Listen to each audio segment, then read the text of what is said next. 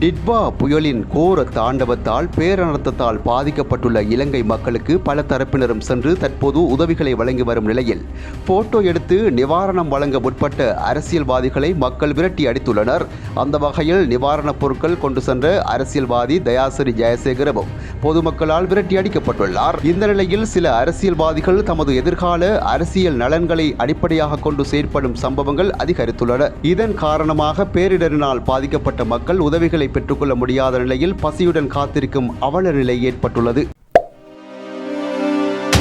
இயற்கை பேரனர்த்தத்தினால் இலங்கைக்கு காலாவதியான பொருட்கள் வழங்கியதாக பரவும் செய்தியை பாகிஸ்தான் கடற்படை மறுத்துள்ளது.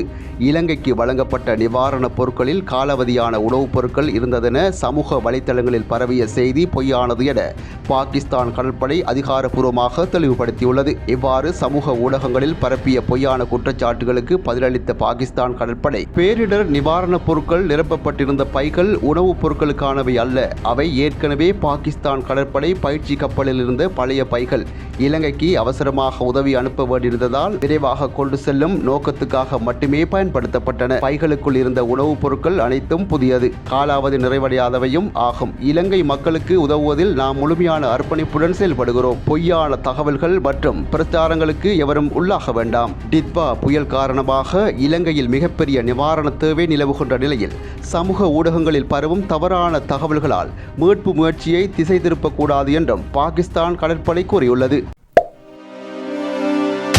இலங்கையில் ஏற்பட்ட பேரனர்த்தத்தை அடுத்து சமூக வலைதளங்களில் வெளியான புகைப்படங்கள் குறித்து அதிகம் பேசப்பட்டு வருகின்றது. நாடளாவிய ரீதியில் 22 மாவட்டங்களில் ஏற்பட்ட அனர்த்தம் காரணமாக மக்களின் இயல்பு வாழ்க்கை பாதிக்கப்பட்டுள்ளது. அந்த பகுதிகளில் உள்ள வீடுகள் உடைந்துள்ளதுடன் பலரின் உடைமைகள் இல்லாமல் போயுள்ளன. இந்த நிலையில் பாடசாலை மாணவி ஒருவரின் செயற்பாடு குறித்து சமூக வலைதளங்களில் அதிகம் பேசப்பட்டு வருகின்றது. மழை வெள்ளத்தினால் நனைந்து போன தனது பாடசாலை புத்தகங்களை வெயிலில் காய வைத்து கற்றல் நடவடிக்கைக்கு தயாராகும் காட்சி அனைவரையும் நிகழ்ச்சியில் ஆழ்த்தியுள்ளது. எத்தனை பேரிடர் வந்திடனும் கல்வி என்பது முக்கியத்துவம் என்பதை வெளிப்படுத்தும் செயல் குறித்து பலரும் பாராட்டி வருகின்றனர். அதேவேளை தாய் சேய் மருத்துவமனையில் பணியாற்றும் பெண் தாதி ஒருவரின் செயற்பாடு குறித்து அதிகம் பேசப்பட்டு வருகிறது. வெள்ளத்தில் நனைந்த குழந்தைகளின் மருத்துவ அட்டைகள், கர்ப்பிணி பெண்களின் மருத்துவ அறிக்கைகளை தாதி ஒருவர் கவனமாக உலர வைக்கும் காணொளி சமூக வலைத்தளங்களில் வெளியிடப்பட்டுள்ளது. இந்த கடினமான தருணங்களில் இவ்வாறான ஊழியர்களின் அர்ப்பணிப்பு பலரது கவனத்தை ஈர்த்துள்ளதுடன் பாராட்டுகளையும் பெற்றுள்ளமை குறிப்பிடத்தக்கது.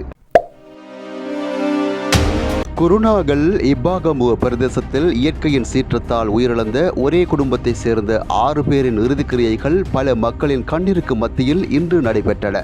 கடந்த 28ஆம் தேதி ஏற்பட்ட மண் சரிவில் சிக்கி குறித்த குடும்பத்தினர் உயிரிழந்துள்ளனர். இந்த நிலையில் 6 பேரின் இறுதிச் சடங்குகள் இன்றைய தினம் நடைபெற்றுள்ளது. இதேவேளை நாட்டில் ஏற்பட்ட டிட்வா புயலின் தாக்கம் காரணமாக உயிரிழந்தவர்களின் எண்ணிக்கை 474ஆக உயர்வடைந்துள்ளது. கிண்ணியா உப்பாறு ஆற்றில் வெள்ளப்பெருக்கினால் இழுத்து செல்லப்பட்ட சுமார் 60 எருமை மாடுகள் இன்று பொதுமக்கள் மற்றும் மீட்புக் குழுவினரினால் கடுமையான போராட்டத்துக்கு பின் பத்திரமாக மீட்கப்பட்டன. கிண்ணியா பகுதியில் பெய்த கனமழையின் காரணமாக உப்பாறு ஆற்றில் அபாயகரமான அளவில் வெள்ளம் பெருக்கெடுத்து ஓடியது. இந்த வெள்ளத்தில் சிக்கிய சுமார் 60 எருமை மாடுகள் ஆற்று நீரில் அடித்து செல்லப்பட்டன.